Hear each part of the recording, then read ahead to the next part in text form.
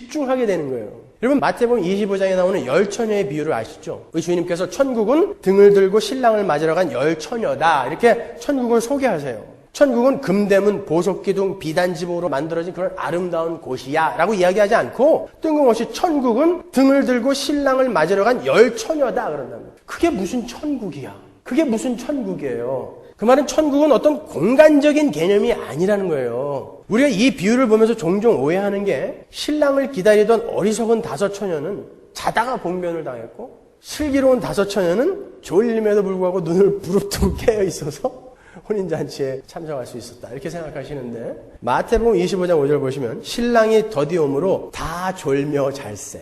다 잤어요. 10명이 다 잤다니까요. 그러면 뭘 근거로 어리석고 슬기로운 것을 나누고 있냐고요 지금. 등불을 들고 신랑을 맞으러 갈 때 기름을 들고 갔느냐 아닌가가 지금 어리석고 슬기로운 것의 판단 기준이 되고 있단 말이에요. 그럼 기름을 안 가져간 게 왜 어리석은 행동이에요? 우리 합리적인 생각으로 한번 생각해 보자고요. 만일 신랑이 일찍 왔다면 그 무거운 기름을 가져간 처녀들이 오히려 어리석은 처녀들이 되는 거죠. 필요도 없는 거 무겁게 들고 갔잖아요. 근데 왜 주님은 기름을 준비하지 않은 처녀들 보고 어리석은 처녀들이라고 단언하여 말씀하십니까? 기름을 준비하지 않았다는 것은 아주 기회주의적인 사고를 상징하고 있는 것입니다. 기름을 준비하지 않은 그 어리석은 처녀들은 만일 기름을 준비했는데 신랑이 일찍 오면 그 기름은 무용지물이 되고 마니까, 다른 말로 내가 손해를 보게 되니까, 내가 그 무거운 것을 날라야 되고 또 쓰지도 못할 것을 돈을 주고 사야 되니까 내가 손해를 보게 되니까 나중에 부족하면 그때 가서 준비하자라는 아주 합리적이고 효율적인 세상적인 사고방식을 상징하는 거예요. 이 세상의 합리적인 사고방식은 세상을 살아가는데 자기에게 유익이 되지 않는 것은 모두 쓸데없는 것으로 여기는 사고방식을 이야기하는 거예요. 그러한 사고방식을 주님은 어리석다라고 말씀하시는 것입니다.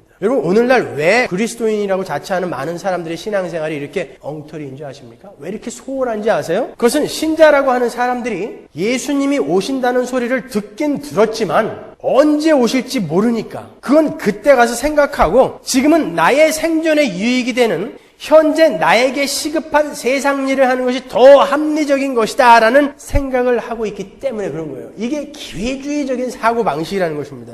지금 내가 신앙생활을 열심히 한다고 해서 나에게 유익되는 게 뭐가 있어요? 솔직히 없죠. 거기다가 지금 우리의 생각에는 예수님은 나의 인생 동안에는 절대 안 오실 것 같죠. 뭐 아닌 것 같은 표정을 하고 계시지만 다 그렇게 믿고 있잖아요.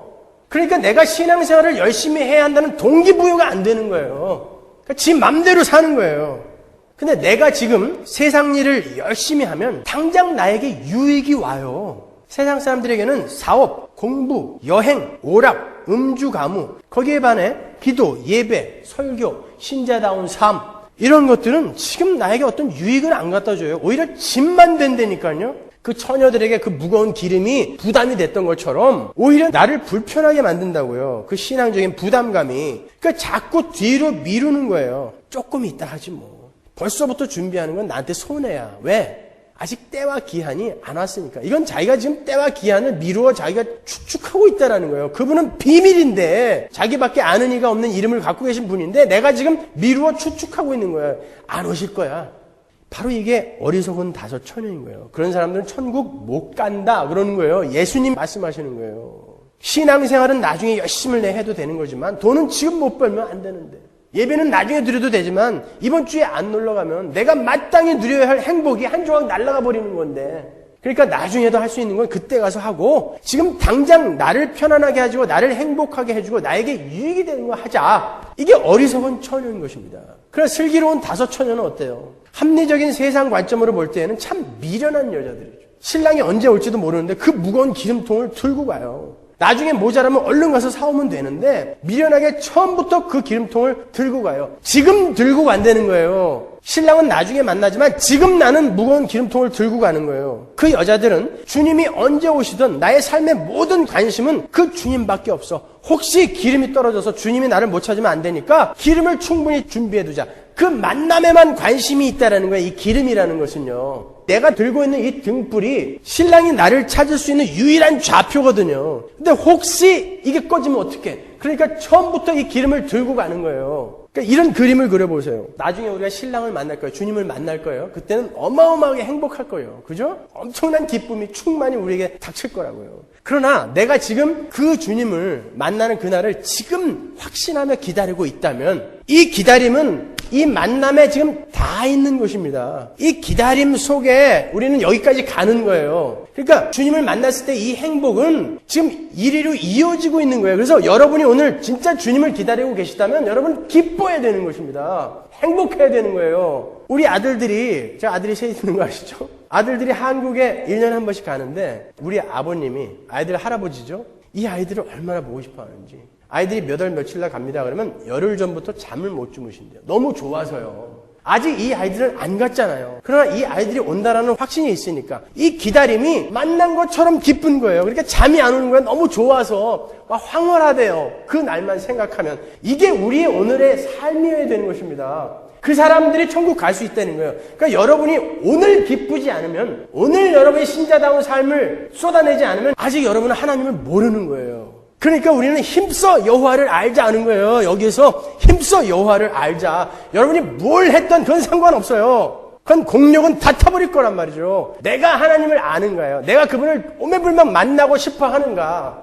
그래서 오늘 내가 기름통을 준비하는가. 그 슬기로운 처녀들은 미래에 일어날 일을 지금 일어난 일로 앞당겨서 살아가는 거예요, 여러분. 그게 천국이에요. 그래서 천국이 이 땅에 침노해 있다라고 이야기하는 거예요, 성경이.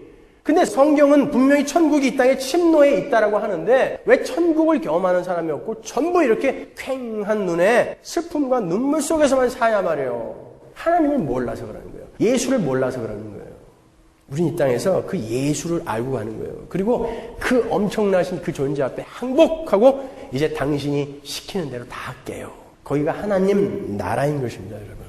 여러분이 잘 아시는 달란트 비유도 마찬가지예요. 이런 합리적인 세상 사고방식으로 기독교를 해석하고자 하는 사람들에 대한 경고가 바로 그 달란트 비유예요. 이 달란트 비유는 여러분이 아시는 것처럼 자기가 하나님께 받은 달란트를 갖고 열심히 교회에 헌신 봉사해서 주님께 칭찬받는 사람이 되자, 이거 아니에요.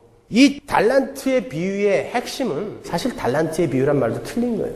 그 비유의 핵심은 주인이 없다예요. 주인이 없다. 문화의 비유에서도 제가 말씀드렸죠. 주인이 없는 거예요. 그 내용을 보면 5달란트 받은 사람과 2달란트 받은 사람, 주인이 없을 때도 똑같이 열심히 일을 해서 이익을 남겼어요. 5달란트, 2달란트. 근데 1달란트 받은 사람은 그 달란트를 묻어두었다는 이야기잖아요. 그래서 그 1달란트 받은 종은 쫓겨났다. 이게 그 내용이잖아요. 여러분, 종들은 아무리 열심히 일을 해도 그 이익이 자기에게로 떨어지지 않는 사람들이 종이에요. 그럼에도 5달란트, 2달란트 받은 종들은 주인이 없음에도 불구하고, 그리고 자기에게 이익이 떨어지지 않을 것을 알면서도 주인이 있을 때처럼 열심히 일했다는 거에 초점이 있는 거예요.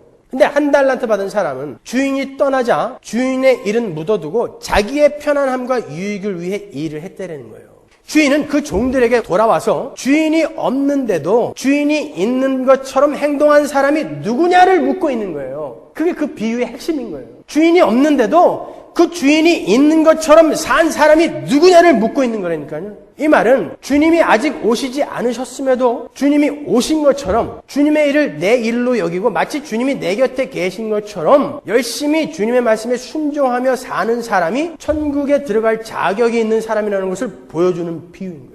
우리가 위에서 살펴본 것처럼 열 처녀의 비유에서도 신랑이 오시지 않았음에도 신랑이 오실 그때와 시를 알 수 없기 때문에 지금이라는 시간을 신랑이 오신 것처럼 준비하는 여자들이 신랑과 함께 혼인잔치에 참여하게 되는 자격을 받게 되는 것처럼 주님이 아직 오시지 않았지만 매일매일 주님이 계신 것처럼 주님의 뜻에 순종하며 사는 사람들이 바로 천국에 합당한 사람들이라고 주님께서 말씀하시는 거예요.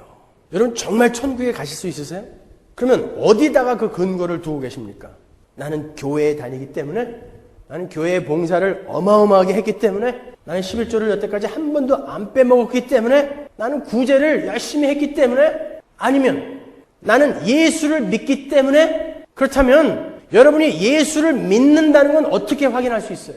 우리는 얼마든지 나의 신념으로 나는 예수를 믿는 걸 거야. 나는 믿는 것임이 틀림없어. 나의 신념으로 나는 예수를 믿고 있다는 확신을 갖고 있을 수 있어요.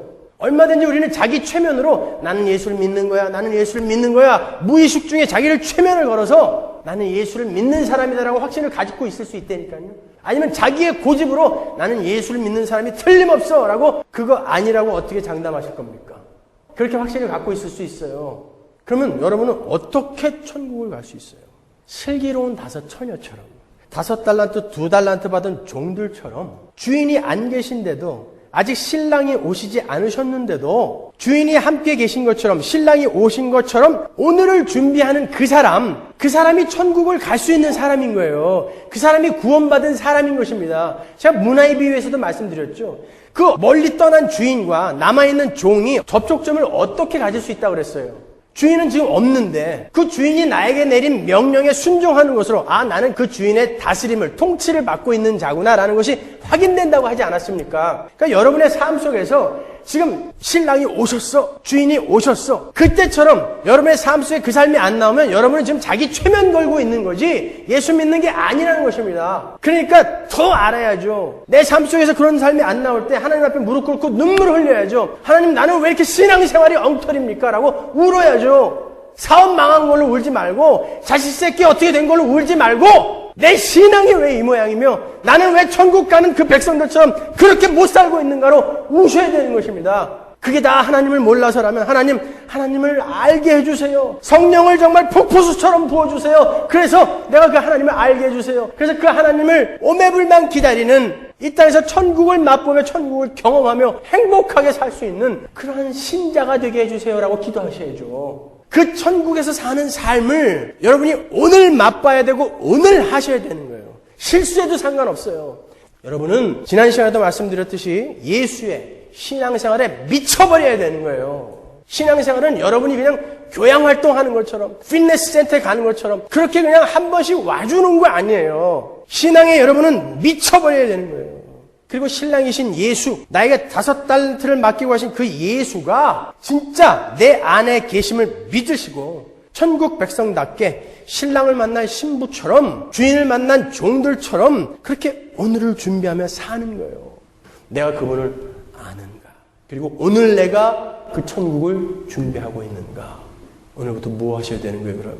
오늘 여러분은 그 천국을 준비하시고 오늘 여러분은 그 천국을 사셔야 돼요. 안 되면 꿇어 엎드려 기도하라예요. 그래서 우리 삶에 기도가 필요한 것입니다. 엉뚱한 거 달라고 그 참된 거 구하는 그 시간 소비하지 마시고 올바른 거 구하세요. 기도하겠습니다.